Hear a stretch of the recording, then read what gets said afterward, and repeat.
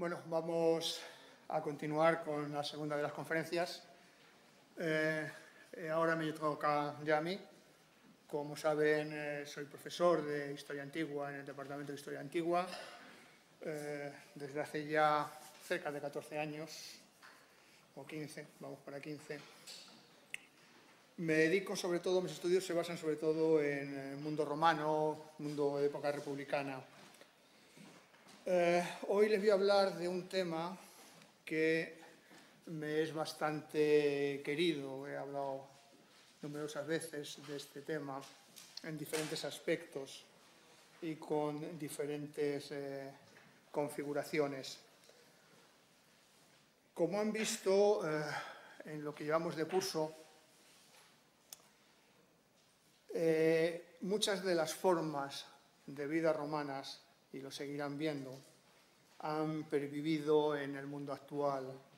Ya han podido ver la cercanía de los sistemas urbanísticos de ciudades, la cercanía de los sistemas de construcción con sus limitaciones, la magnífica conferencia de la profesora Moro de las formas de habitar en las ciudades, los diferentes tipos de casa que no varían en absoluto. Como les decía antes, les comentaba al principio de los niños, pues en cuanto a las casas tampoco hay tanta variación al margen de esos ascensores que ya comentaba, que supusieron que para los romanos vivir en el último piso era el infierno y para nosotros todos buscamos un ático donde vivir, ¿no? Pero es gracias a esos ascensores que decía la profesora Moro que nos hacen cómoda la vida y poder subir, ¿no? Pues como digo, han podido ver a lo largo de estas tres primeras conferencias cómo muchos de esos aspectos de la vida romana permanecen en la actualidad y era en definitiva lo que pretende este curso, ¿no? Que sean más conscientes aún si cabe, porque yo creo que ya lo eran, pero sean más conscientes aún si cabe de que en 2000 años hemos avanzado en algunas cosas superfluas, pero no hemos avanzado en lo fundamental. Seguimos estando ahí. Yo siempre que hablo de la herencia de Roma, y lo hablo a veces en clases, a veces en cursos y a veces con los compañeros, siempre digo que si Roma destaca por algo es porque va a prestar fundamentalmente dos herencias al mundo actual. La primera de ellas, y sin la cual no estaríamos en el mundo que estamos, en las obras públicas. Las obras públicas han dejado una gran impronta en el mundo, tanto desde la construcción de las propias ciudades, las formas de habitar, las maneras de traer agua, la construcción de puentes, que dicho sea de paso, por otra parte, hay puentes romanos que han sido capaces de soportar el paso de un reactor nuclear, de las piezas de un reactor nuclear, cuando un puente construido hacía 5 años, con los materiales ultramodernos y todo el modernismo del mundo, los ingenieros que van delante de estos convoyes y que van haciendo el cálculo de estructuras cuando tiene que atravesar un puente, dijeron que ese puente no resistiría y se hundiría. Y le comentaron, ¿qué hacemos? Y la solución la encontraron por un señor del pueblo que dijo, hombre, ahí abajo hay un puente romano. Y no tuvieron que hacer cálculo de estructura, sabían que por ese puente pasaban, ¿no? Con lo cual, las obras públicas es una de esas grandes herencias que nos ha dejado el mundo romano. La otra gran herencia es el derecho. Hasta hace muy poco, hoy ya no, pero hasta hace muy poco, cuando no había legislación sobre un determinado tema, se seguía acudiendo al derecho romano, ¿no? Del derecho romano nos va a hablar mañana la profesora Morán, pero les adelanto que esa es otra de las grandes herencias. Por supuesto va a haber muchas más, por supuesto va a haber muchas más, y otra, en menor grado, es de la que yo les voy a hablar, y es la herencia de la participación política de los ciudadanos en la vida de la ciudad. Ese solo los ciudadanos votan. Es algo que es consustancial también a nosotros. En Roma solamente había una condición para poder participar de la vida política. No podía participar cualquiera. Y esa condición era la de ser ciudadano de pleno derecho. La sociedad romana, como bien sabes, se dividió en una serie de grandes bloques, pero con una particularidad, es que eran bloques que no eran ni inamovibles ni bloques estancos. El Estado romano, con el paso del tiempo, fue muy permisivo a la hora de conceder los derechos de ciudadanía, aunque esto no obsta para que fuera motivo también de numerosos conflictos. Muchas poblaciones y muchas personas particulares de las que entraron en contacto con Roma y comenzaron siendo no ciudadanos van a acabar siendo ciudadanos romanos de pleno derecho. Sucede igual en nuestra sociedad. Muchas personas que llegan a un determinado país siendo extranjeros, siendo no ciudadanos de ese país, pues con el paso del tiempo acaba el país, el Estado, acaba concediéndole esos derechos de ciudadanía que ya le permiten participar en la vida política. Como extranjero no ha podido hacerlo, pero como ciudadano de pleno derecho, tanto en la sociedad romana como en la nuestra, puede hacerlo. Bueno, al margen de esas modificaciones que ha habido en la legislación moderna relativa al tema de los municipios, ¿no? Que ahí siempre se ha sido un poco más permisivo.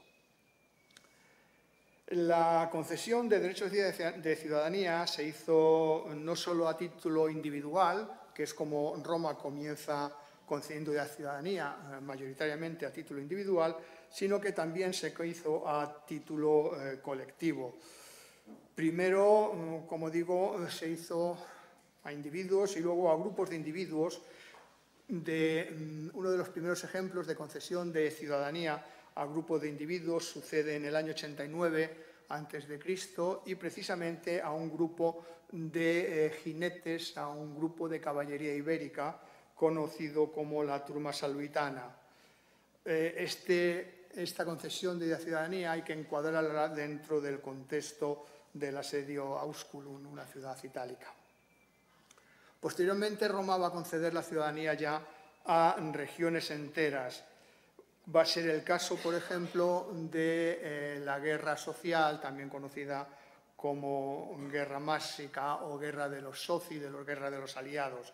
Una guerra que entre el 91 y 89 va a asolar Italia por la solicitud de concesión de ciudadanía de los pueblos itálicos que eran aliados de Roma, que combatían junto a Roma formando esas legiones auxiliares que iban emparejadas a las legiones de ciudadanos romanos. Siempre una legión de ciudadanos romanos combatía junto a una legión de auxiliares, con lo cual se duplicaba el número de soldados. Pues estos auxiliares, estos pueblos itálicos, estaban cansados de combatir y no tener privilegios. O sea, ellos combatían por Roma, pero no podían participar de las decisiones políticas que les afectaban a ellos y que afectaban en definitiva a Roma. Con lo cual, en el año 91 se van a sublevar por diferentes motivos, entre ellos que uno de los tribunos les había prometido la concesión de esa ciudadanía, el tribuno fue asesinado y se decidió, los itálicos decidieron fundar un Estado exactamente igual al romano, una confederación itálica que iba a ser exactamente igual que el romano, con sus cónsules, con su ejército, y enfrentarse a Roma. Roma lo tuvo tan mal que tuvo que conceder esos derechos de ciudadanía, tuvo que acceder, para poder parar la guerra tuvo que acceder a conceder los derechos porque estaba en peligro la propia Roma. Pues como digo, en ese momento se va a empezar ya a conceder la ciudadanía a poblaciones enteras y finalmente, casi 3 siglos después, se va a conceder ya a título general la ciudadanía romana con la Constitutio Antoniniana, el Edicto de Caracalla, que en el año 212 concede la ciudadanía a todos los habitantes del imperio, pero con algunas condiciones. O sea, no fue general, sino que había alguna condición que hacía que no fuera tan general. A lo largo de la historia de Roma se van a producir una serie de variaciones en las que tenemos que fijarnos, fundamentalmente en la que se producía sobre todo en la participación de los ciudadanos romanos en la vida política. Y esta participación en la vida política, como veremos más adelante, se va a hacer en dos frentes. Un primer frente en la que los ciudadanos van a participar en la vida política, al igual que la mayoría de nosotros, como votantes, simplemente como votantes, y otra en la que van a participar como candidatos, exactamente igual que sucede en nuestra sociedad. También hay que tener en cuenta que en ocasiones Roma, aunque no concedió la ciudadanía a poblaciones enteras, sí concedió una ciudadanía reducida, que estaba limitado en el fondo por algunos condicionantes o por algunos derechos que no tenían. Sobre todo, no tenían fundamentalmente el derecho a voto. El derecho a voto era algo que solo se concedía o solo se tenía cuando se accedía a la ciudadanía plena. Pues como digo, en la vida política de Roma solo participaban esos ciudadanos optimo iure, y también hay que tener en cuenta que dentro de esta vida política romana van a surgir una serie de conceptos que son conceptos que todavía nosotros conservamos, como el ejemplo del concepto de candidato, surge en Roma, ya veremos cómo, el concepto de partido, que para Roma, para nosotros el partido político es sinónimo de garantía de la participación en la vida política y de garantía y de legitimidad en lo que se decide en la sociedad. Para Roma el concepto de partido era un concepto negativo, porque suponía la división en dos o más del grupo ciudadano, de la ciudadanía plena. Roma votaba como una unidad política, y cuando decide no votar como una unidad política porque hay diferentes sentimientos y se divide, surge ese concepto de partido. Un concepto de partido político que no podemos aplicar al mundo romano. En el mundo romano no podemos hablar de partidos políticos porque no existieron. Existieron sectores, existieron grupos, pero nunca partidos políticos en el concepto moderno. También ahí va a surgir el concepto de plebiscito, que nos es familiar. Los plebiscitos para la vida antigua de Roma van a ser las leyes que emanaban del concilium plebis, de la asamblea de la plebe, que afectaban en principio solamente a la parte plebeya de los ciudadanos romanos, pero que con el tiempo afectaron tanto a patricios como a plebeyos. Pues ese concepto de plebiscito que nosotros conocemos surge también en este mundo romano, igual que surge el concepto de comicios, que también conocemos. Atendiendo a todo esto, podemos decir que, como ya les avanzaba, existieron varias categorías de ciudadanos. Aquellos que tenían los plenos derechos políticos, derecho a votar, derecho a salir elegido, derecho a desempeñar cargos públicos, también derecho a desempeñar cargos religiosos y, sobre todo, a apelar a la decisión del pueblo en los procesos criminales. Cuando un ciudadano, por un tribunal, era condenado por un proceso criminal, habitualmente a muerte, el condenado podía apelar a la decisión del pueblo. Era una especie de tribunal supremo. Si el pueblo decidía que no debía ser condenado a muerte, pues se le liberaba.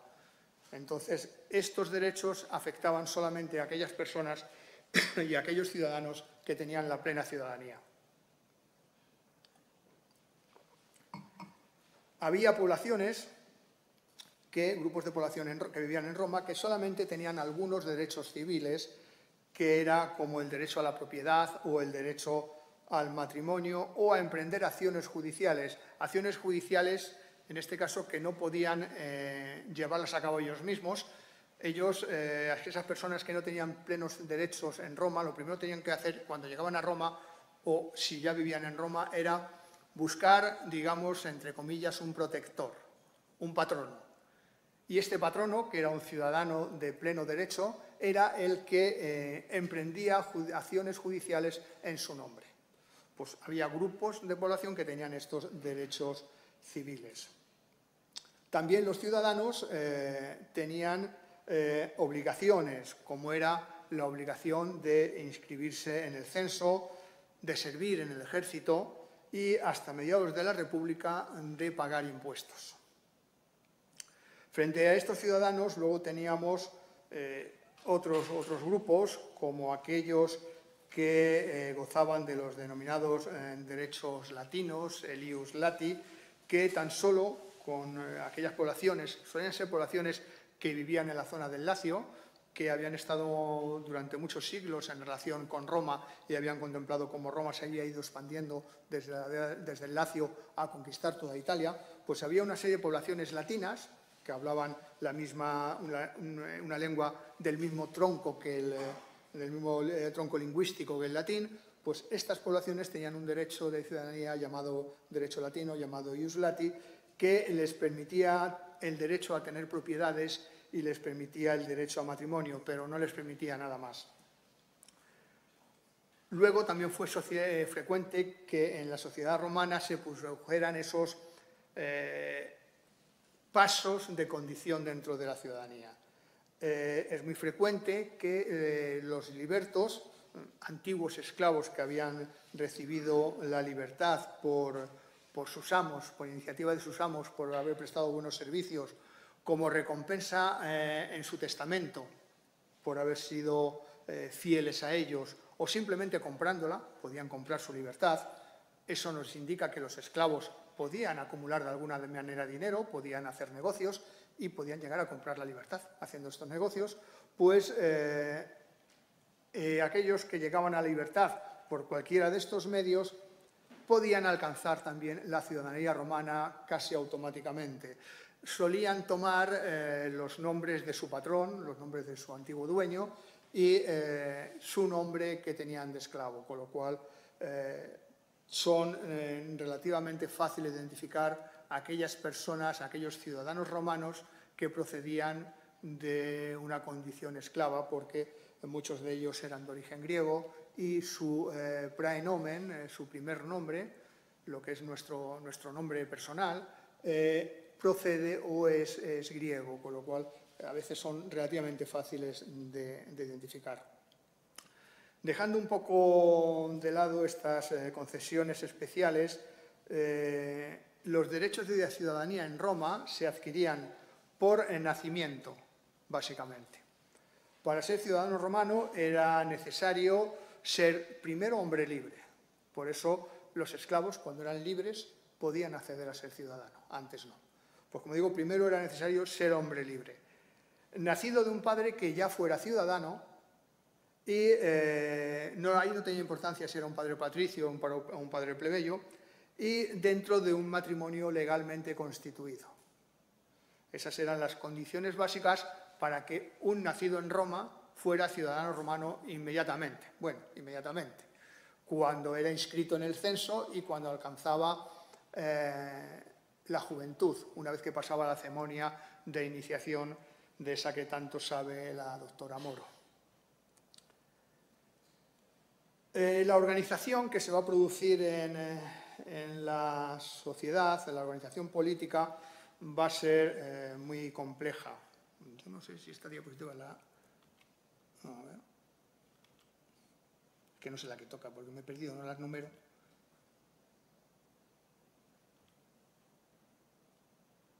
¿Quiere? Vamos. Sí.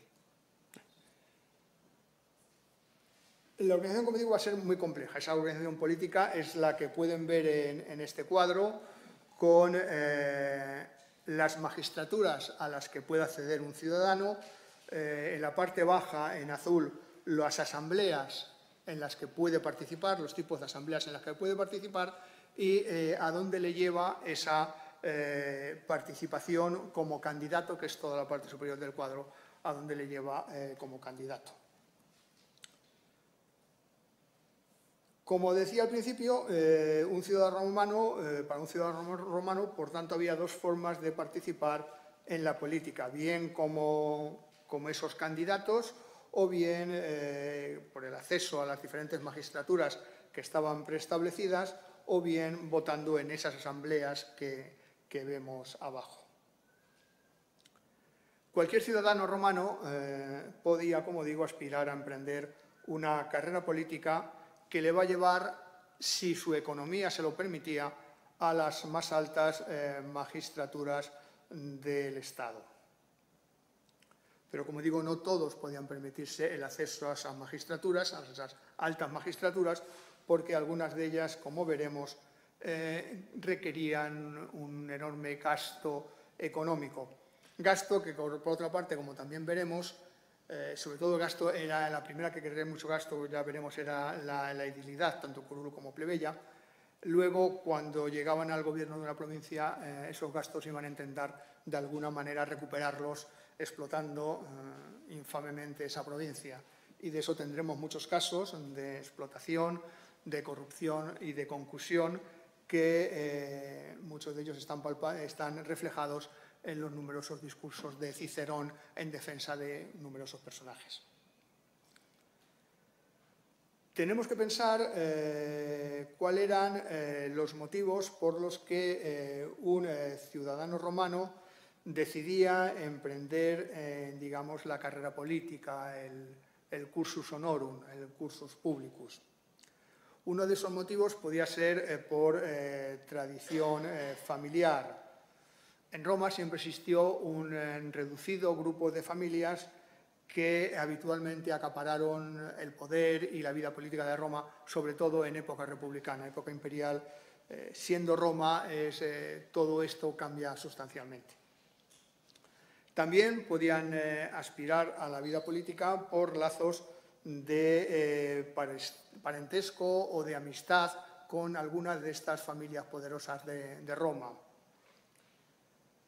Otro motivo era poseer una fortuna personal considerable. Era muy habitual que un acaudalado propietario decidiese emprender la vida política y para ello, como suele suceder, al no tener la alcurnia necesaria, lo que hacía era asociarse a un candidato de una familia tradicional para, de alguna manera, entre los dos conseguir llegar a ese cargo que aspiraban. Buscaba a algún candidato que aspirara a la misma magistratura que él y él, poniendo el dinero, se comprometía a sufragar los gastos de la candidatura del otro candidato y salir elegidos los dos. Esto fue muy habitual y el propio César, al final de la República, lo va a emplear como candidato pobre, no como candidato rico. César lo empleará como candidato pobre y poder acceder a la carrera política. Por último, otra forma de poder destacar o poder iniciar la carrera política era haber destacado de alguna manera o bien en el campo de batalla o bien en el foro aprovechando dotes de oratoria. El primer caso fue el caso de Lucio Cornelio Sila, perteneciente, entre otros muchos, pero bueno, ese fue un caso perteneciente a una familia tradicional de Roma, los Cornelio, pero que por azares del destino su familia se había arruinado y comenzó su carrera política siendo cuestor de Cayo Mario en la guerra de Numidia. Sus acciones políticas, sus acciones militares que él supo explotar convenientemente y que le llevaron luego a la posterior enemistad con Mario y enemistad que desembocó en esa primera guerra civil de Roma, pues esa acción política unida a su acción también, o sea, esa acción militar unida a su acción militar en la guerra contra cimbrios y teutones y luego en la guerra social, esa de que hablábamos antes, por la que se concedió la ciudadanía a las poblaciones itálicas, pues esas acciones militares le permitieron, de hecho la guerra social la abandonó a mitad de la guerra para presentarse al consulado, le permitieron acceder a esos altos cargos de la política romana. Raramente, muy raramente, un ciudadano romano llegaba a ocupar puestos en la alta política romana si no cumplía alguno de estos presupuestos anteriores. Yo no sé si estoy dejando eso ahí. al buen tuntún, las diapositivas. Bueno, con el transcurso de los siglos, los romanos van a articular o van a crear un estricto proceso de en qué orden se va a poder acceder a las magistraturas romanas dentro de la organización del Estado.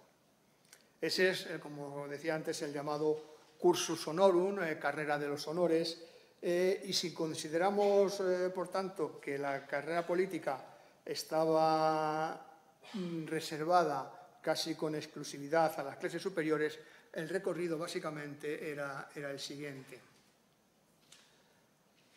Antes de desempeñar la primera de las magistraturas que formaban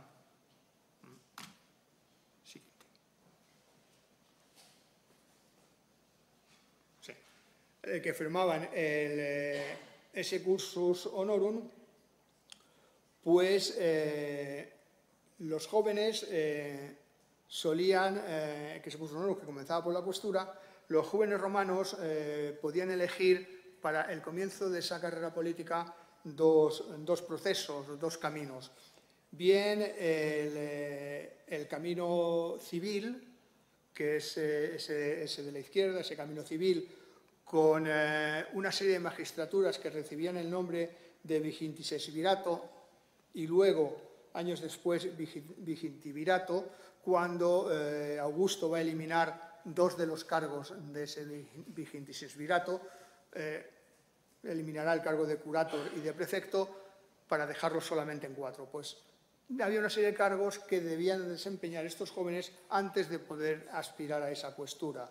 Esos triumviri capitales que ven aquí, ahí, que eran los ayudantes del pretor en los procesos que se juzgaban y que podían conllevar la pena capital.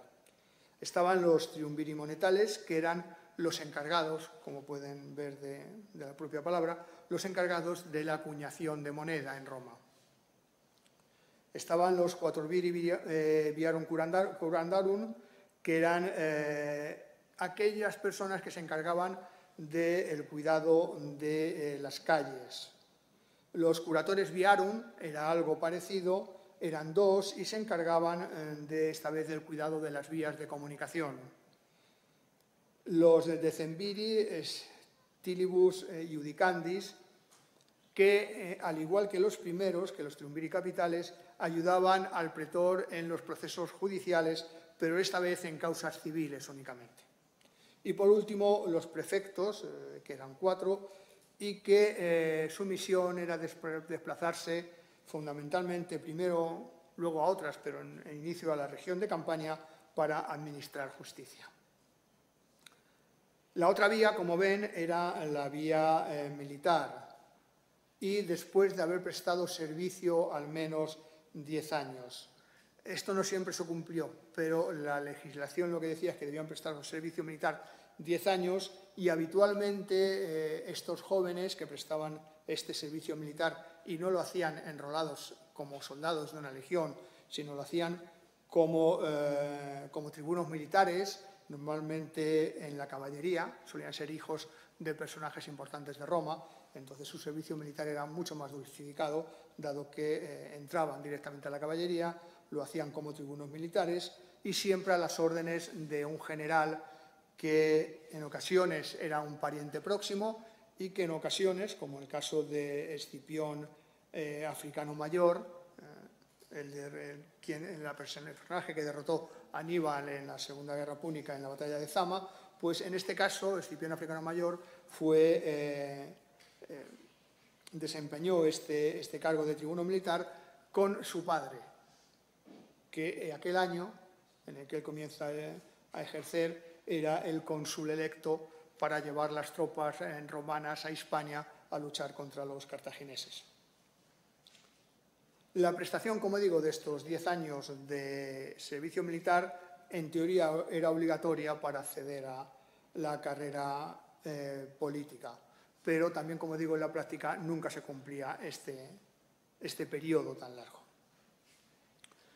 Cumplido este primer trámite, el primer paso del candidato era presentarse a los cargos que formaban ya ese cursus honorum, y el primero era la questura.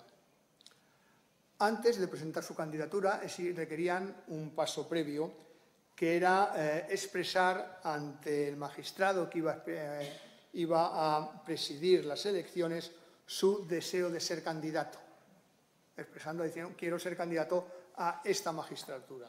La primera de ellas, evidentemente, era esa questura. Debía hacerlo personalmente en Roma, no lo podía hacer a distancia. Tenía que presentarse ante la persona esta que iba a presidir las elecciones y hacerlo personalmente. Si no cumplía las condiciones que establecía la ley, podía ser rechazado, pero también sabemos que en muchos casos personajes que no cumplían esas condiciones fueron aceptados. A finales de la República, este requisito de personarse personalmente va a crear numerosos problemas, y sabemos que hubo generales que estaban en posesión del imperium, y este hecho, el tener un mando militar, impedía que pudieran entrar en Roma a presentar la candidatura. Como saben, los ejércitos romanos, desde antiguo, desde la fundación de la ciudad, tenían prohibida la entrada en Roma, aunque fueran sus propios ejércitos. No podrían entrar en Roma para salvaguardar la política romana. Esta prohibición, evidentemente, se extendía a su general, a aquella persona que tenía el imperium militiae, es decir, la capacidad de mando de tropas. Alguien con la capacidad de mando de tropas no podía entrar en Roma alegremente sin permiso del Senado, y el Senado no lo daba nunca. Solamente había una excepción en la que alguien con el imperium militiae podía entrar en Roma, y entraba en Roma al frente de parte del ejército, y era durante la ceremonia del triunfo. Cuando Roma concedía a un general la condecoración, por llamarlo de alguna manera, de poder celebrar el desfile del triunfo, aunque estaba en posesión del imperium militiae, sí podía entrar en la ciudad, pero solamente para esa ceremonia. A continuación, una vez que el candidato se había presentado, había sido admitido su candidatura, el siguiente paso era darse a conocer al pueblo, y la manera de darse a conocer al pueblo era mediante una activa campaña electoral, que es exactamente igual que sucede con nosotros. Habitualmente conocemos a los candidatos políticos, pero siempre los partidos nos sorprenden con alguien que es totalmente desconocido y que tiene que empezar a ser conocido por el pueblo para poder recibir los votos. Entonces hay que hacer una campaña electoral que, como veremos, no diferiría mucho de lo que hacemos en la actualidad. En Pompeya, por ejemplo, tenemos numerosos grafitos pidiendo el voto para uno u otro candidato. Afortunadamente, Pompeya ha sido una caja de recuerdos sepultada por ceniza, que nos ha traído a nosotros una gran parte de esa vida romana que se quedó en ese momento de la erupción, se quedó allí sepultada, y hemos podido con los años ir recuperando. Como digo, además de Pompeya, donde tenemos esos grafitos que veremos pidiendo el voto para uno u otro candidato, la literatura latina nos ha dejado una magnífica obra en la que se describe muy detalladamente cuál es la manera y cómo debe actuar un candidato. Se trata de un libro que lleva por título Commentariolum Petitionis, y que es una carta de Quinto Tulio Cicerón, un hermano de nuestro Cicerón, dirigida precisamente a Marco, en vísperas de que Marco Tulio Cicerón presentara su candidatura al consulado en el año 64. Como digo, esta obra es de una modernidad asombrosa, y que no pasaría nada, al menos para ellos, si los candidatos actuales la tuvieran como libro de cabecera y la supieran de memoria. En esta carta Quinto recomienda a Marco que explotes sus virtudes y su fama. Si eres famoso, aprovéchate de esa fama para expandir tu candidatura. Que también explote y alardee de los amigos poderosos que tiene. Yo soy amigo de fulanito. Eso es importante para que te conozcan y crees confianza en el lector.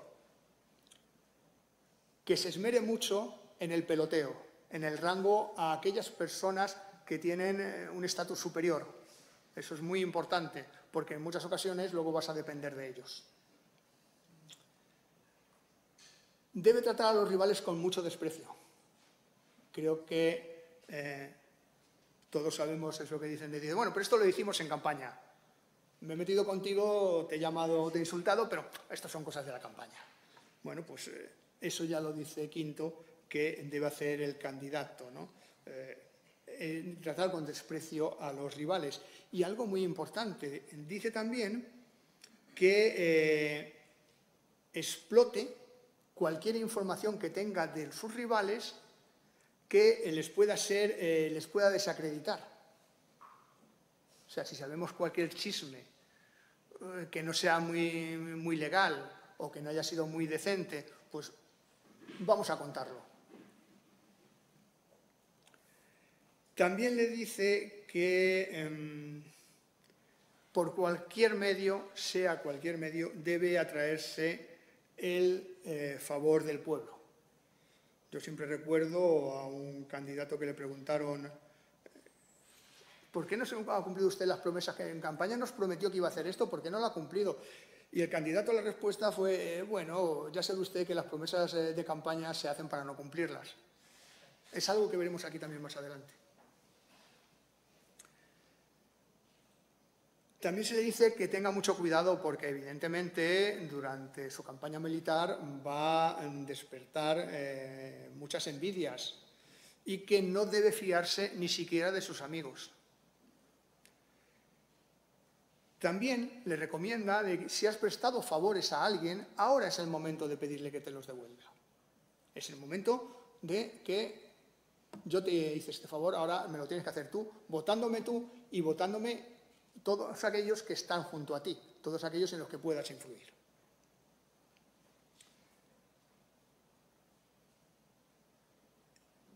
Dice también que sobre todo es muy importante, bastante importante, que seas capaz de llamar a la gente por su nombre, siempre que haya más cercanía.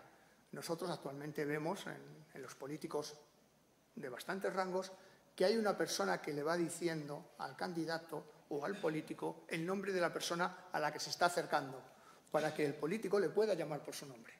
Eso crea mucha cercanía y crea mucha confianza. El hecho de que alguien que no conoces profundamente, que conoces por su campaña, en nuestro caso por la televisión, por lo que sea, pues que sea capaz de llamarte por tu nombre. Esto va a crear también una gran confianza. Y por último volvemos a eso del candidato que dice que es muy importante que cuando te propongan algo que no estás dispuesto a cumplir, lo mejor es que no te niegues, digas, bueno, sí, vale, sí, lo haremos, estoy pensando en ello, era una de mis prioridades cuando sea elegido. Dice que esto es importante porque las promesas se quedan en el aire. No tienen un determinado plazo para cumplirlas. Las puedes cumplir hoy, las puedes cumplir dentro de 3 años. Y dice también que en muchos casos las circunstancias de la vida política harán que el cumplimiento de esas promesas ya no sea necesario.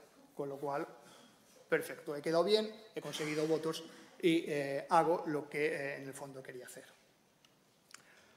Como podéis ver, este libro del candidato, que es el título que se le ha dado en español, es de una actualidad rabiosa y por eso decía que debería ser algo que tengan como libro de cabecera, para nuestra desgracia, los candidatos de hoy en día.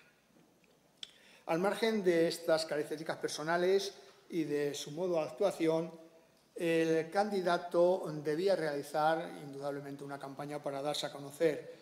Una campaña que, dependiendo del cargo al que él quisiese aspirar, requería cuantiosos gastos, como ya les decía, y sobre todo dependía también de la magistratura que desempeñara. Así, por ejemplo, en una inscripción de Boscorreale relativa a las elecciones de Nuceria, podemos leer el siguiente texto: Lucio Munatio Casernino, dun vir quinquenal, gente de la Nuceria, disfrutasteis de los boxeadores en las paletas que organicé a mis expensas. Les está recordando a la gente de Nuceria que él se gastó dinero en hacer un espectáculo para que se divirtieran, con lo cual les está pidiendo el voto. No solamente se van a ofrecer al pueblo espectáculos, también se van a ofrecer o se van a dar todo tipo de regalos, incluso se va a repartir comida entre el pueblo. Esto es lo que parecen indicar estos dos cuencos que existen, que están en el Museo Nacional en Romano de las Termas de Roma, en la Plaza de la Sedra en Roma, en los que aparecen grabados, curiosamente, los nombres de Catón y de Catilina. Pero, desde luego, un laboratorio magnífico para el estudio de la propaganda electoral es Pompeya. Esas cenizas del Vesubio que van a sepultar la ciudad nos va a facilitar el hallazgo de centenares de grafitos, muchos de ellos de estos grafitos relacionados con la campaña electoral, pero los hay de todo tipo, desde grafitos, como decía la profesora Moro, de niños en contra de los maestros, en grafitoles de índole sexual, en los alojamientos de las casas de prostitución o en las paredes indicando tal o cual prostituta. Hay grafitos de todo tipo. Allí, en los de Pompeya y en lo relativo a la política, tenemos recomendaciones de asociaciones de comerciantes que van a recomendar que se vote a determinado candidato. Encontramos, por ejemplo, los mercadores de fruta recomiendan a Marco Olconio Prisco, o los muleros, junto con Agato Bayo, recomiendan a Cayo Cuspio Pansa. También hay asociaciones religiosas que se involucran en la campaña política y recomiendan a su candidato. Los adoradores de Isis votan por Egneo Elbio Sabino.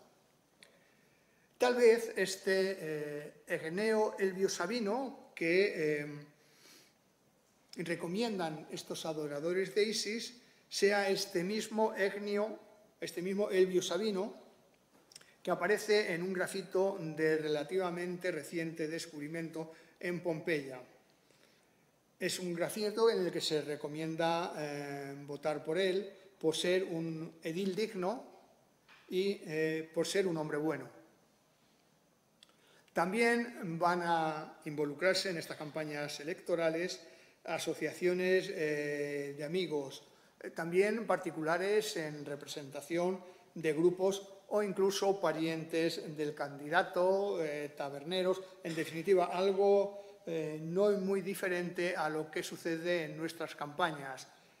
Todos, en algún momento de una campaña electoral, hemos hablado con amigos y hemos dicho, yo voy a votar a fulanito porque creo que es mejor, porque creo que va a hacer esto. Entonces, las campañas que existían en Roma, en el fondo, pues no van a ser muy diferentes.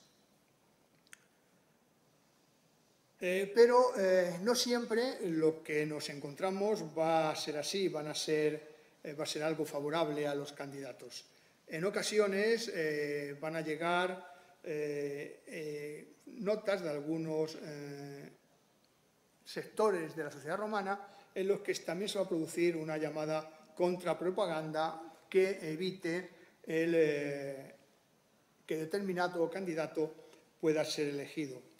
De nuevo, Pompeya es nuestra mejor fuente de información y a este respecto, entre otros muchos, destaca este personaje que ven aquí, Marco Cerrino Batia, que parece que no despertaba demasiadas simpatías entre algún grupo, en algunos sectores de la sociedad pompeyana.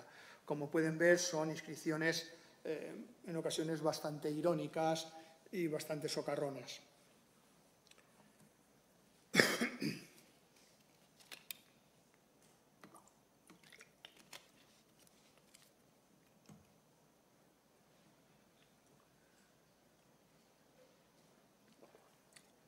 Como suele pasar, me estoy quedando sin tiempo. Hasta mediados del siglo II, las elecciones sabemos que tenían lugar en el mes de enero.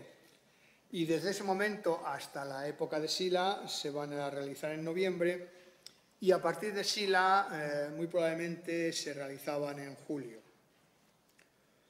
También sabemos que un cargo, cuando era elegido, no podía dimitir, pero tampoco podía ser cesado. El cesar a un candidato solamente sucedió en muy contadas ocasiones y supuso una gravísima crisis política, como cuando Marco Octavio fue destituido a propuestas del tribuno de la plebe Tiberio Sempronio Graco. Todos saben en qué acabó ese conflicto en Roma entre los tribunos de la plebe Tiberio Sempronio Graco y años después su hermano y la sociedad romana. Ambos acabaron muertos y se produjo una gran convulsión en Roma. Yo todavía ese momento no lo califico de guerra civil, pero si tradicionalmente se pensó que hubo dos guerras civiles, la de César contra Pompeyo y la de Octavio contra Marco Antonio, yo siempre añadí la guerra entre Mario y Sila como primera guerra civil, y esta guerra interna de Roma, que no tuvo grandes batallas, pero sí un gran enfrentamiento entre la población, pues no sé si se podría calificar de guerra civil, porque además se extendió a lo largo casi durante 10 años, que es lo que separa a un tribuno del otro, a uno de los hermanos Graco del otro. Pues como decía, un ciudadano romano, cuando se presentaba a unas elecciones, lo hacía para aspirar a una de esas magistraturas. La tradición primero y luego la legislación romana estableció unas edades mínimas a las que se podía acceder a ellas y también estableció el escalafón, cómo podía pasar de una a otra. La forma definitiva a esta reglamentación se da en el año 180 a.C. con la llamada Lex Vilianalis, que va a establecer las edades y va a ser diferente para los patricios y para los plebeyos. Los patricios siempre podían acceder a este cursus honorum 2 años antes. También se va a establecer el intervalo que debe pasar entre el desempeño de 2 cargos públicos, que es de 2 años. Si tú te presentas a la cuestura, no te puedes presentar a la edilidad, que es el siguiente, hasta que no hayan transcurrido 2 años de haber cumplido la cuestura. Y también se establece que para repetir en un cargo, concretamente en el cargo del consulado, deben transcurrir al menos 10 años, algo que, por ejemplo, no se cumplió en numerosos casos. Por ejemplo, con Cayo Mario va a desempeñar 5 consulados consecutivos, con lo cual es cierto que existía la ley, pero también es cierto que se la saltaban a su conveniencia. Los sucesivos peldaños del cursus honorum están ahí. En la parte de abajo es ese vigintis virato o vigintivirato, y luego ya a partir de ahí, a partir de los escalones, lo que tenemos ya son esos peldaños de los cargos del cursus honorum. Esa cuestura a la que se llegaba a la edad de 30 años, como decía, 28 los patricios, y el número de 8 cuestores que pasaron a 12 con el tiempo. Y con Sila llegan a 20. Hay una ley de la reforma silana que es precisamente sobre la creación de 20 cuestores. Los cuestores tenían una misión básicamente económica. Si estaban dentro de Roma y igualmente si estaban en una provincia o en el ejército. El desempeñar la cuestura también tenía una importancia radical, porque ser cuestor te podía abrir paso a acceder al Senado. El siguiente paso del cursus honorum no era obligado, no todo el mundo debía desempeñar ni la edilidad curul ni el tribunado de la plebe. Pero tanto una como otro lo que hacían era que te daba popularidad. La edilidad curul, porque la edilidad que podía ser curul o plebeya, eran 4 ediles, 2 curules y 2 plebeyas. La edilidad lo que tenía era que cumplidos 36 años podías acceder a ella, pero te imponía una serie de gastos, fundamentalmente gastos en torno a las fiestas romanas.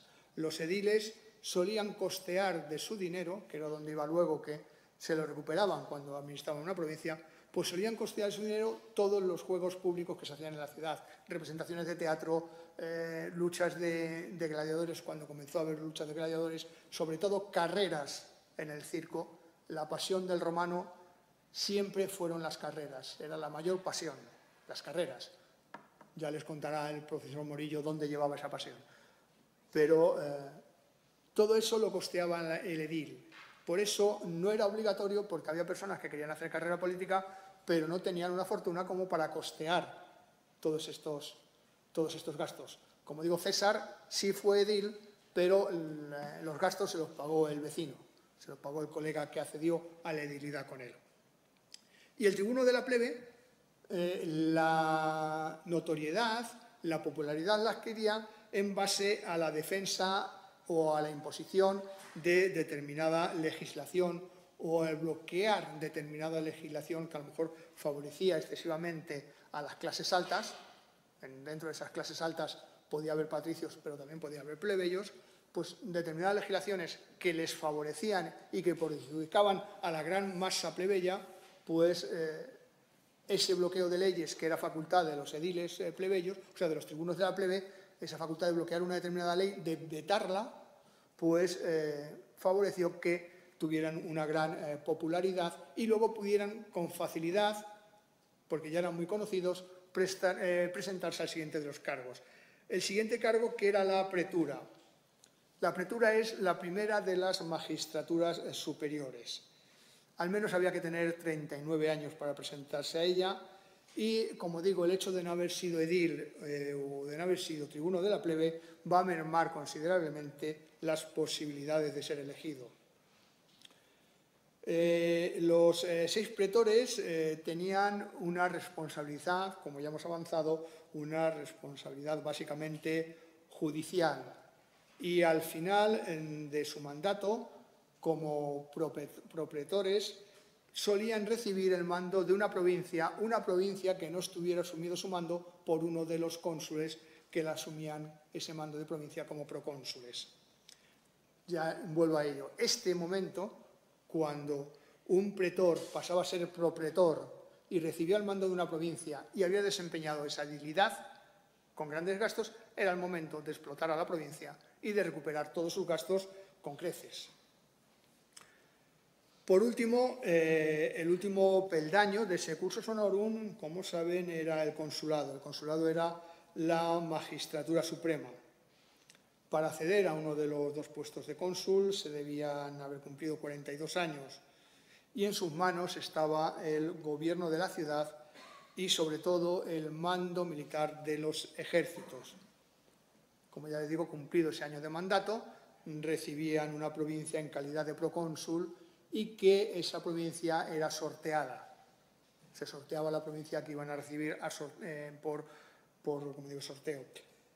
No siempre fue así, porque no siempre se sortearon. Hubo casos, como en el caso de Sila, cuando sortean las provincias para el consulado, él consigue convencer a su colega en el consulado de que le ceda la provincia de Asia, porque, como luego hará César, él quería destacar como general, con el mando de general, y derrotar a alguna población que le permitiera celebrar un triunfo. Esto él lo ve las posibilidades en el levantamiento de Mitrídates y consigue que su colega en el consulado le ceda la provincia para ir a la guerra contra Mitrídates. Esto va a ser la causa del enfrentamiento militar con Mario, que también aspiraba, entonces ya muy mayor, también aspiraba a la guerra, al mando de la guerra contra Mitrídates. Va a conseguir que los tribunos le quiten el mando a Sila, y Sila en respuesta va a llegar a Roma y por primera vez en la historia va a tomar la ciudad militarmente, penetrando en el ejército con ella. Eso va a suponer un cambio total en la política romana, porque a partir de ese momento el ejército se va a convertir en un instrumento político y en un instrumento de poder. El ejército va a empezar a ser más fiel al general que a la república. El general es el que le lleva la victoria y es el que le reparte el botín de guerra. La república pone al general, pero si la república no pone a su general, el ejército está dispuesto a, por la fuerza de las armas, imponer a su general, y es lo que sucede con Sila en este primer momento y en esta primera toma de Roma con el ejército, que luego habrá una segunda. Pues como digo, una vez que el cónsul regresaba a Roma, después de haber desempeñado el proconsulado, como consular, como miembro de la lista de consulares, podía aspirar a la censura. La censura era uno de esos cargos especiales que existían en Roma.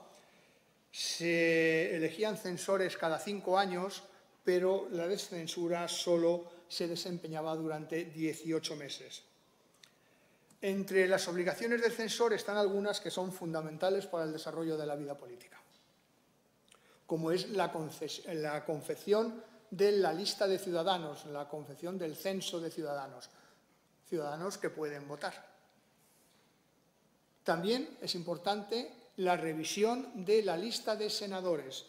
El censor, en un primer momento, va a tener la capacidad de, a la medida que van falleciendo los senadores, ir poniendo en su lugar a ciudadanos que tienen méritos para serlo.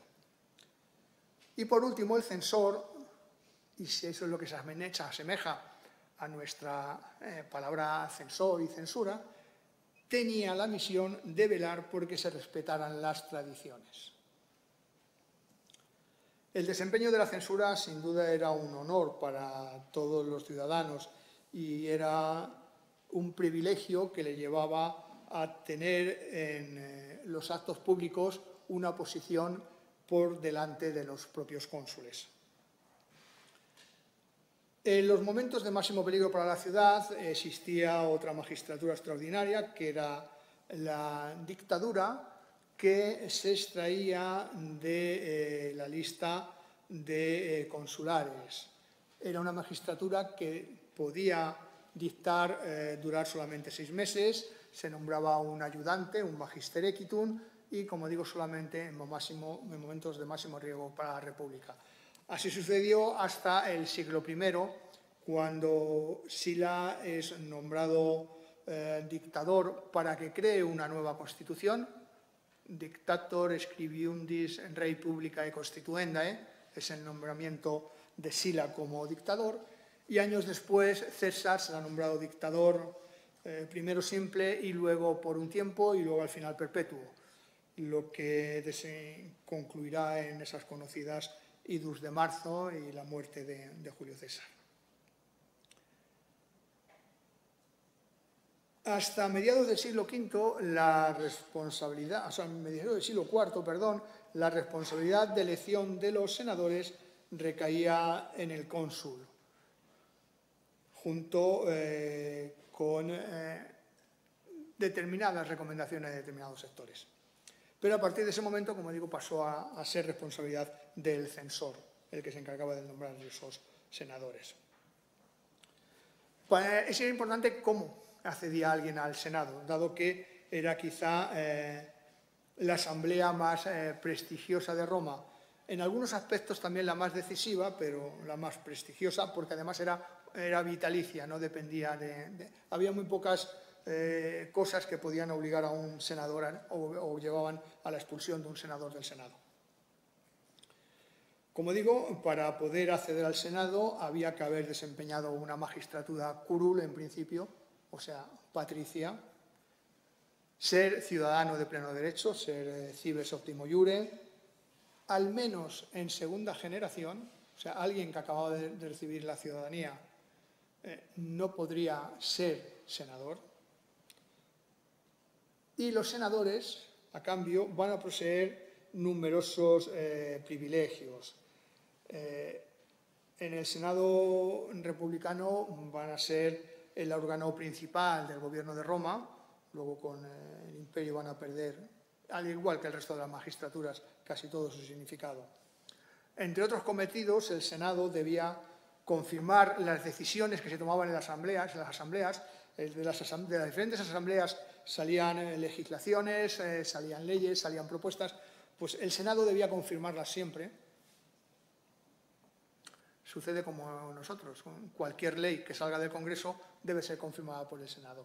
Lo que pasa es que el Senado no tiene poder de decisión, vuelve al Congreso y se vuelve a aprobar. Pero en el caso de Roma el Senado sí tenía poder de decisión. También al Senado le correspondía el nombramiento de ese dictador si era necesario, el nombramiento o el reclutamiento de un nuevo ejército. Las declaraciones de guerra y paz dependían siempre del Senado. Llevar a cabo misiones diplomáticas, tenemos una constancia muy clara de ella en el estallido de la Segunda Guerra Púnica, cuando el Senado va a Cartago a protestar por las acciones de Aníbal y cuando Cartago, ante el ofrecimiento de aquí os traigo la guerra o la paz, Cartago decide la paz, decide la guerra y el Senado romano declara la guerra a Cartago. También era misión del Senado controlar la fabricación de moneda, así como establecer los impuestos que se debían pagar. Y por otra parte, juzgar esas actuaciones irregulares de los gobernadores provinciales, esos gobernadores que iban a provincia que pretendían resarcirse de los gastos de la edilidad o de otros, explotando la provincia. Era misión del Senado a juzgar estas actuaciones.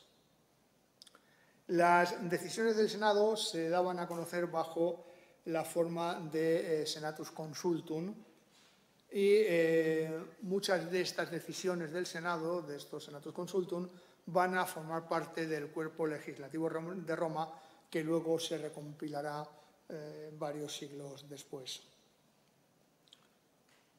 Cuando los plebeyos consiguen acceder al Senado, cuando se elimina esta prohibición o se elimina esta condición de haber desempeñado una magistratura curul y ya también la magistratura plebeya sirve para el acceso, pues cuando ellos consiguen acceder al Senado, en el Senado va a haber dos categorías claras de senadores.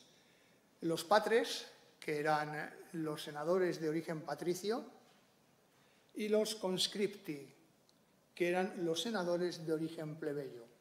Por eso se va a acuñar la frase de cuando alguien se dirigía al Senado, de patres et conscripti, senadores patricios y plebeyos.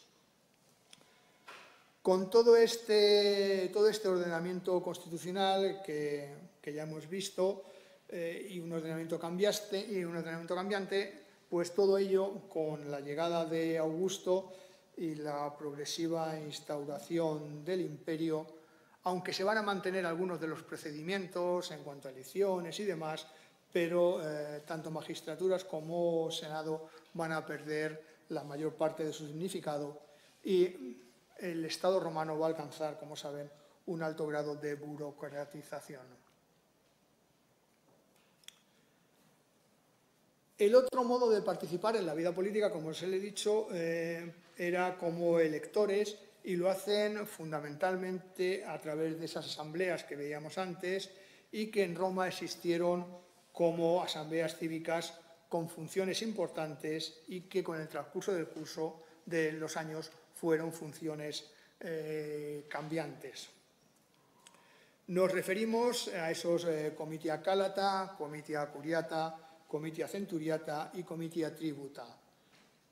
Estos comitia tributa, que eran de origen muy antiguo, se convirtieron con los años, con la adquisición de derechos por parte de los plebeyos, que inician a solicitarlos a comienzos de la República para participar.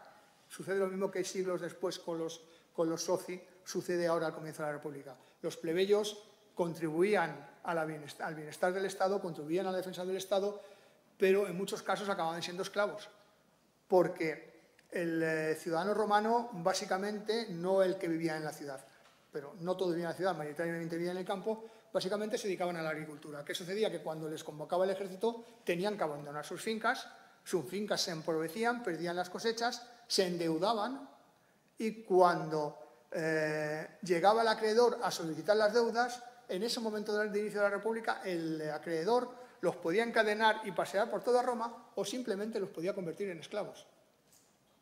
Entonces ellos comienzan a protestar diciendo que, primero, que quiten esas leyes y segundo, que si participan de la defensa de la ciudad, ellos quieren participar del gobierno de la ciudad. Y poco a poco, durante 3 siglos, 2 siglos y pico, van consiguiendo esos derechos políticos. Pues como digo, una asamblea que fue muy antigua, que eran esos comicios por tribus, acabará convirtiéndose en la asamblea plebeya, una asamblea en la que solamente van a participar los plebeyos y en la que solamente puede estar regida por magistrados plebeyos, con esa salvedad que les decía al principio, que toda la legislación que emana de esa asamblea solo afecta a los plebeyos hasta cierto momento en el que los plebeyos consiguen que los patricios les acepten, que también a ellos les acepten las decisiones de la asamblea de la plebe.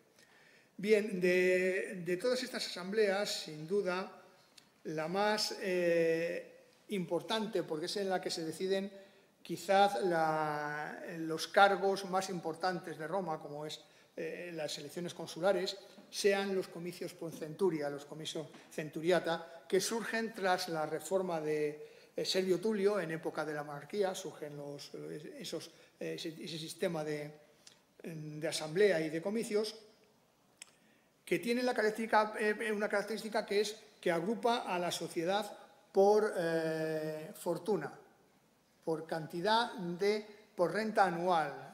Usted posee tantos millones de sestercios, pertenece a esta clase, y así sucesivamente. Pero, y es importantísimo, también es la que da paso o la que abre la formación del ejército. O sea, cada centuria, de los comicios por centurias, proporcionaba un número de militares a la legión, al ejército. Y por este preciso motivo, durante toda la historia de Roma, los comicios por centuria, al revés que el resto, nunca pudieron celebrarse en Roma. Se celebraban a las afueras de Roma, como veremos, en el llamado Campo de Marte, porque no podían, siendo la base del ejército, no podían entrar en Roma. Esto va a ser importante, lo importante de estos comicios. Su misión va a decir, ya les digo que va a ser elegir a los magistrados superiores, fundamentalmente cónsules, pretores y censores, llevar a cabo las declaraciones de guerra y paz, pero no las hacían ellos. Ellos decidían que se iba a declarar la guerra, siempre debía ser una guerra justa, una guerra como respuesta, no como ataque, pero era el Senado el que luego realmente la hacía. Pero dentro de las declaraciones de los comicios va a estar esa declaración de guerra o paz y ese concertamiento de los tratados de paz y de las alianzas que luego va también a confirmar el Senado. Aquí se van a realizar también las concesiones de ciudadanía, se van a realizar la decisión de la fundación de colonias, va a tener poderes judiciales, la capacidad de apelar en ellos los delitos de destierro o de muerte. Con el tiempo, estas decisiones judiciales van a dejar de depender de los comicios por centurias y van a pasar a tribunales específicos. Y también van a tener atribuciones o poderes legislativos porque en ellos se van a votar leyes que proponen los magistrados. Estos comicios por centurias se celebraban unos determinados días, no se podían celebrar cualquier día. En el calendario aparecen marcados como comicios o días comiciales.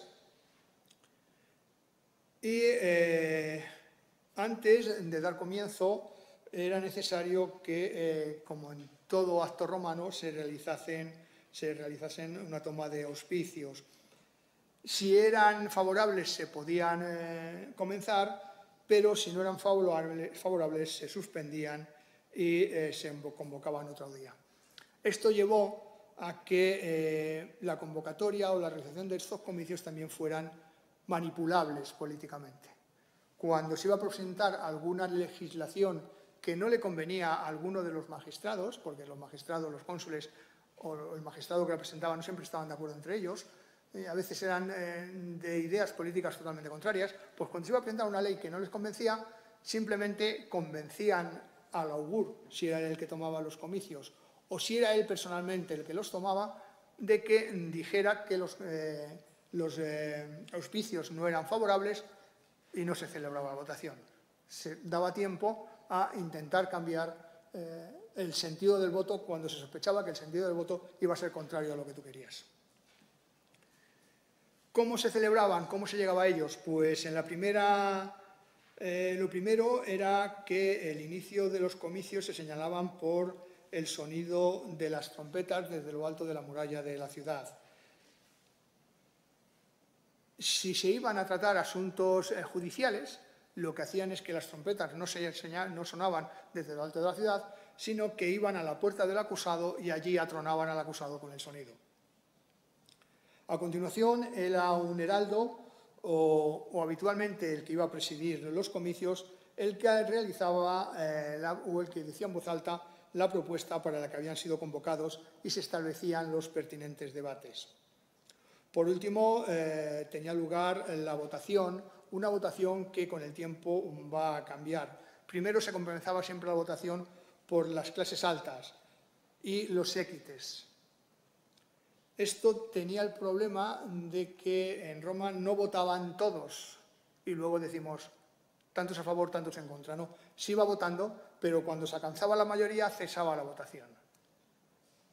Y resulta que, como luego ya verán también, en Roma no era un voto personal, era un voto por unidad. O sea, todos los miembros de una centuria, que podían ser 30 personas o podían ser 3.000, votaban por un candidato o por una propuesta de sí o no a una ley. Y lo que salía en esa centuria era el voto de la centuria. Esa centuria tenía un voto, independientemente de las personas. Comentaba el otro día en la facultad que el único sistema político que se parece a esto y que existe en la actualidad y sigue funcionando, parece ser que bien, aunque yo a veces tengo mi duda, es el sistema presidencial americano. En el sistema presidencial americano, los habitantes de cada estado votan delegados. Cada delegado puede salir con un número, le dije, un número mayor o menor de votos. Y luego esos delegados votan al presidente. Normalmente los delegados no incumplen su voto. No votan a alguien diferente al candidato del partido por el que han salido delegados. En Roma pasaba algo semejante. Si la centuria decidía que se votaba a este candidato, esa centuria daba el voto a ese candidato. Pues como digo, al principio de las 156, creo recordar que eran las centurias de... sí, creo que eran 156, luego aumentan, pero creo que en principio eran 156, no me haga mucho caso. Pues como votaban primero las clases altas y luego los séquites, que eran 98 centurias, ¿qué sucedía? Que si se ponían mínimamente de acuerdo en qué querían, las clases inferiores nunca votaban, porque una vez que llegaban a la mayoría absoluta, que eran las 98, se acabó, no había más votación. Consiguen los plebeyos en sus reclamaciones que las votaciones no se hagan así, sino que se decida, que se sortee cuál es la centuria que va a votar a continuación. Y si salía que la primera centuria que va a votar a continuación es la tercera centuria de la segunda clase, a partir de ahí empezaban a votar. Tercera de segunda, cuarta de segunda, quinta de segunda, y los últimos en votar eran precisamente las centurias de las clases altas.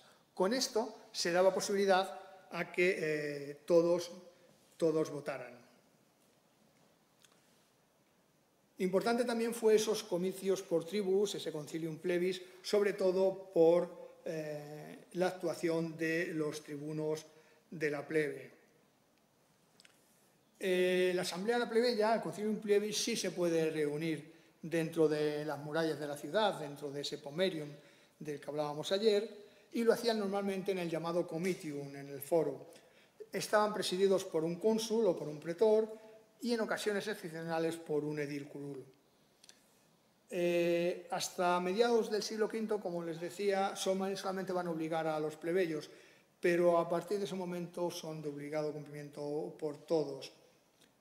Y sobre todo es importante que a partir del año 287 a.C., esos plebiscitos plebeyos van a tener fuerza de ley. Y tenemos noticias de que probablemente ya van a intervenir en ellos también los patricios, algo que hasta ese momento habían tenido prohibido. Las atribuciones, como les decía, son el nombramiento de los tribunos de la plebe y de los ediles plebeyos, y a partir del momento en que los patricios empiezan a intervenir en ellos, también van a nombrar ediles curules, tribunos militares, cuestores, algunos casos de algunos cuestores y magistrados especiales. Podían juzgar delitos, pero delitos que no llevaran aparejada la pena capital, y también tuvieron esas atribuciones a la hora de redactar las leyes. Por último, vamos a ver cómo se votaba en Roma. Es curioso porque el funcionamiento de los comicios dependía de la votación y de la proclamación de resultados. Para ello tenemos informaciones muy parciales, no sabemos cómo eran. Ante todo, hay que destacar una diferencia muy significativa con los votos modernos, y era esa que les decía que se votaba por unidades y no por individuo, no era el voto universal. Algo que era muy imprescindible para los ciudadanos era que estaban obligados a declarar su censo, sobre todo por eso, primero por el nivel económico que tenían, segundo porque se les incluía en la lista de voto y tercero porque se les incluía en una centuria que era lo que luego le llegaba a votar y la que le llevaba luego a participar en el ejército, cuando estamos hablando del ejército ciudadano. A partir de finales del siglo II el ejército se va a convertir en profesional, y es por lo que un ejército profesional deja de ser fiel a la República y comienza a ser fiel a su general. Otro aspecto importante es que en el sistema electoral romano no era necesario que para la emisión de esos votos individuales dentro de cada una de las unidades, hablemos de centurias, pues no era necesario que existiera un quórum. Nosotros estamos habituados que cuando va a haber una votación tiene que haber un quórum para que sea válido. Allí no era necesario que existiera ese quórum. En ocasiones había tribus o había centurias que estaban representadas solo por unos pocos ciudadanos. La convocatoria, como hemos visto, era misión de un magistrado que iba a presidirlos, y lo hacía por medio de ese heraldo de 17 a 24 días antes de la celebración. Durante ese tiempo era importante que se celebraran reuniones para preparar las contiones, para preparar las leyes o las propuestas que se iban a presentar a votación. Y sobre todo para que en los comicios se pudieran valorar, cuando se trataba de la elección en comicios electorales de candidatos, se pudiera valorar a esos candidatos. También, en el caso de que fueran asuntos judiciales, para darle tiempo a los abogados y a los propios acusados a que pudieran exponer su caso y expresar su opinión. Por otra parte, cuando era una ley lo que se iba a votar, se le debía dar una cierta publicidad para que fuera conocido por el pueblo. Se fijaba en un lugar público por al menos un triundinum, por al menos un periodo de 24 días. El undinum romano era lo equivalente a nuestra semana, pero era de 8 días. Ese trinundinum, por tanto, eran 24 días. El día de las votaciones, si se trataba del caso de unos comicios por centurias y de una elección de candidatos, los ciudadanos se van a presentar en ese campo de Marte, que recordemos era donde se celebraban esos comicios por centurias.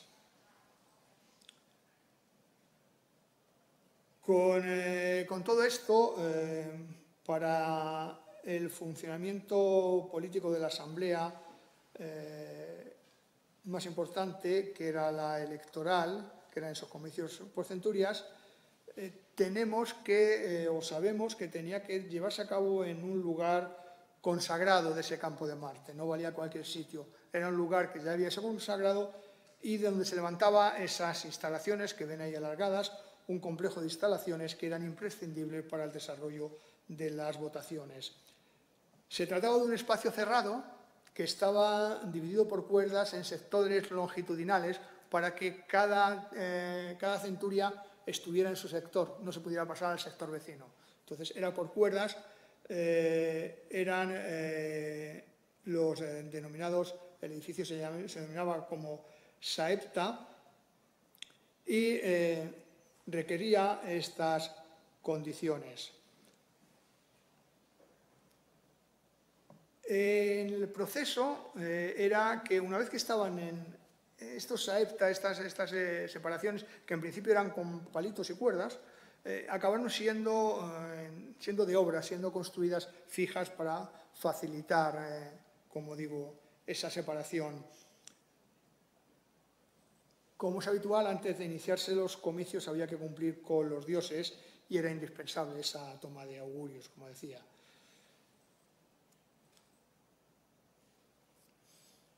Una vez que se había cumplido con el ritual, se procedía a la toma de votaciones que tenía lugar en dos fases. Una primera, esa fase en la que se votaba internamente, interno de las tribus o de las centurias, y para la cual cada ciudadano estaba en ese recinto que se le había asignado. Había una pasarela por la que iban desfilando los ciudadanos, que se denominaba pons suffragium, y que tenía la misión de impedir que el ciudadano volviera a ponerse en cola para volver a votar. Una vez que atravesabas el pons suffragium, salías del sitio y del edificio y ya no podías volver a entrar, con lo cual se garantizaba un hombre un voto, por decirlo de alguna manera. Una vez concluida la votación, cada centuria, o en tratarse de tribus, cada tribu anunciaba quién había sido el ganador. El orden en el que se hacía el voto no lo tenemos muy claro cómo era, sí que parece ser que era preestablecido, tal vez en orden alfabético, pero también conocemos que es muy probable que se llevara a cabo un control de identidad que evitara en algunas ocasiones el fraude. Hasta el siglo III había una cuestión que era que el voto se realizaba de forma oral. Un encargado, que aparece ahí, en el dibujito ese, estaba a la salida del puente, anotaba el voto poniendo un puntito al lado del nombre del candidato que elegía esa centuria. Una vez que todos habían expresado el voto, se contaban los puntos que tenía cada candidato y se emitía el voto de la centuria. Esta persona que contaba los puntitos, que anotaba los puntitos, recibía el nombre de editor. A mediados del siglo II aparece una innovación y una variante que aparece el voto por escrito. Ya no es un voto oral, es un voto por escrito y un voto secreto. Para ello se surge sobre todo para evitar las presiones de los candidatos, las presiones que podían ejercer sobre los ciudadanos para que les votaran. A pesar de ello, como luego ya veremos al final, tampoco lo van a lograr con este método. Es importante que el orden de voto, como ya les digo, fue queja de algunas centurias hasta que se regularizó el tema del sorteo.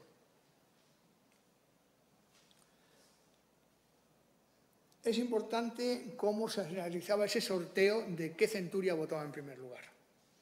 Y es algo que casi seguimos utilizando, casi en forma y casi en moda. Se hacía con un instrumento que recibía el nombre de sortitio. No he encontrado ningún dibujo correcto de él. Bueno, recibía el nombre de sortitio, dentro del cual era una urna en la que había bolas de colores numeradas, con el número de cada una de las centurias o cada una de las tribus. La ley establecía que estas bolas debían ser exactamente iguales en tamaño, forma y peso. Y la urna de la que se extraían estas bolas era una urna giratoria. Os digo que nos recuerda un poco a nuestro sistema de loterías, que en el fondo vino de Italia. Una vez que, como digo, se había procedido a la votación, se hacía el recuento de votos, pero no se esperaba a que todas las unidades hubieran votado. Cada unidad, cuando sabía el resultado, lo proclamaba, con lo cual era un auténtico guirigay la asamblea de unos proclamando y otros que ni siquiera habían empezado a votar. Una vez que salían elegidos, los magistrados electos no entraban inmediatamente en cargo. Antes de la Segunda Guerra Púnica, sabemos que lo hacían en torno al 225. Con las guerras lusitanas se va a hacer, desde el 125, se va a hacer en torno a los siglos de marzo.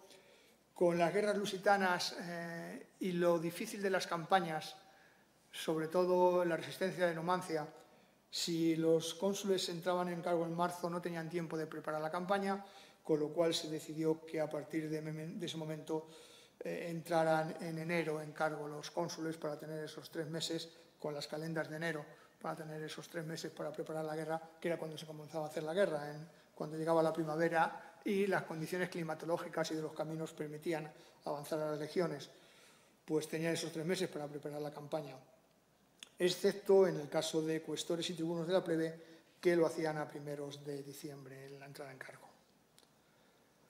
Lo último de lo que les voy a hablar, y aunque sea muy brevemente, es de algo que va a estar ligado a la política romana, pero que está ligado es sustancial a la política de todos los tiempos, que es el tema de la corrupción. Numerosos magistrados, después de ejercer el cargo, fueron acusados de concusión, fueron acusados de corrupción. Vuelvo a recordarles esos discursos de Cicerón. Pero la corrupción no solo estuvo presente en los magistrados mientras que ejercían su cargo, sino también que estuvo en los candidatos a la hora de obtener el cargo. Fue frecuente la compra de votos y el amaño de las elecciones. Los candidatos, como les digo, sobre todo cuando era oral, pero luego también acostumbraban a presionar a los electores e incluso a amenazarles, sobre todo durante la época en que se emitía ese voto oralmente. La introducción de ese voto secreto, como decía, no mejoró la situación, no cesaron las presiones y además se van a desarrollar, cuando las presiones no eran efectivas, se van a desarrollar otros sistemas como la compra de votos, para lo que los candidatos destinaron grandes sumas de dinero. Hasta tal punto fue habitual en Roma la distribución de dinero, la compra de votos, que hubo momentos en los que ya no se entendía unas elecciones si previamente los candidatos no habían pagado a las personas que les iban a votar. Sabemos, por ejemplo, que Mario obtuvo su 6º consulado de esta manera, que es comprando a las personas que debían admitirlo. En la corrupción, en torno a la corrupción, fuera del tipo que fuera, en esta época también van a aparecer los conseguidores de favores. Conocemos a un tal Cornelio Cetego, al que acudían habitualmente los candidatos para que éste les allanara el camino. Incluso Lúculo va a acudir a los servicios de este Cornelio Cetego. Un ejemplo muy claro de los fraudes electorales lo podemos leer en el Promurena de Cicerón en relación a las elecciones consulares del año 63 en las que se presentaba Catilina. En estas elecciones salieron elegidos Lucio Murena y Decio Silano, y Murena, que no agradaba a los optimates, fue acusado de fraude electoral. Es uno de los motivos por los que podían deponer a un magistrado. Él fue acusado de este fraude electoral, pero intervino Cicerón, que era amigo suyo, y consiguió que le declarara inocente y, por tanto, que le devolvieran el cargo. El fraude también solía producirse en el recuento de los votos. A este respecto les recuerdo, para que vean la semejanza, en esas papeletas mariposa que aparecieron en las elecciones estadounidenses del año 2000, que no estaba muy claro si eran legales o no, pero sobre todo en las elecciones de algunos regímenes especiales en los que en porcentaje de votantes va a superar el 100%. de los que votan, con lo cual, o los que deberían votar, con lo cual, pues, algo falla ahí. En Roma, sabemos que en ocasiones llegaban a votar personas que no estaban inscritas en el censo, que como saben era obligatorio, o incluso, una vez realizado el recuento, pasaba precisamente esto, que los votos que se habían emitido eran más que las personas presentes con derecho a voto y que habían ingresado al principio de las asambleas en los AEPTA. Se encontraban con más votos emitidos que votantes. Finalmente, como digo, solamente recordarles que otra forma de corrupción política fue esa utilización irregular de la religión en la toma de los auspicios, a lo que a finales de la República se va a unir la utilización de la violencia extrema, como sucedió en el mencionado caso de Tiberio Graco o en el de Saturnino, que daría acceso a la guerra social. Con esto acabo. Muchas gracias.